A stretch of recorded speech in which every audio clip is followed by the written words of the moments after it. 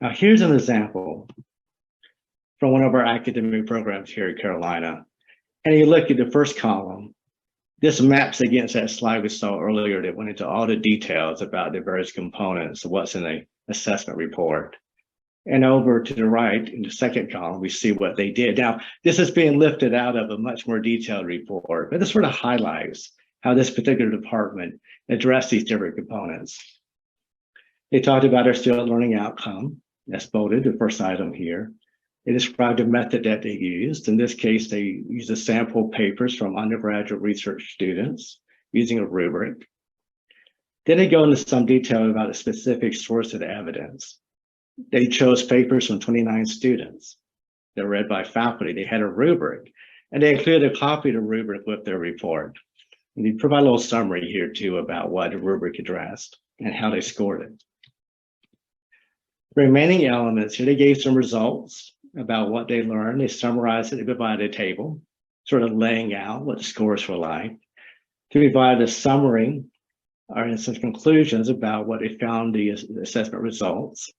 They talk about who they shared it with. As ideally, you're taking these data, you're sharing it with your peers in the department to see what you want to change about the program. Or if things are going well, how to continue to sustain and expand what's going well. These last two items sort of address what I was just talking about what do you do with the results that you find, how it contributes to decision-making, what actions you might take. Well, in this case, based on this year's results, they talked about trying to normalize the experience of different students. They did some practical improvements about what they were doing in the classroom. And this phrase I bolded here, I think is really important, especially when we were trying to explain to external people what we were doing. We decided to, so we made a decision to use this data to implement this change. At the very bottom of this table, we talk about prior years, what changes have you made in the past?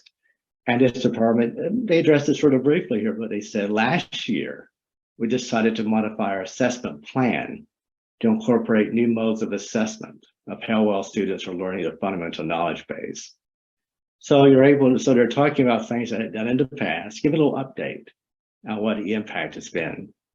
Now, in response to that section about program improvements made or actions planned in response to these assessment findings, a few things to highlight here is this is our opportunity to really describe what you learned from reviewing your findings and any changes you plan to make to the curriculum, the content, course of study, support services, professional development opportunities, and so on. But if students are performing at a high level, if everything is going really well, there's no need to make that type of change. It's an opportunity about how you might sustain that level of performance. And in fact, if you're finding that some things are really supporting students to perform at a high level, like say undergraduate research or internships, you might even talk about how you're planning to expand that to benefit even more students. Here's a few examples from some programs here at Carolina. So this is in regard to improvements reported in prior years. So the first one is the humanities program. And they achieved their metrics. They had great results that year. So what they did is they just increased their target. They're going to reach even higher and try to see if they can improve on what's been happening in the past. The second example is from the sciences. Well, they found that students really benefited from real world experience. They're looking for opportunities to continue to expand that and get more students involved. Third example is from a humanities program. And they also had great results, but they talked about how can they have this happen more consistently throughout the curriculum. So here's an example of how this doesn't have to be deficit oriented. You're not talking about shortcomings necessarily. Things may be going really well. It's an opportunity to talk about how you might expand that and maybe benefit more students or sustain its opportunity to really highlight things that you can build upon.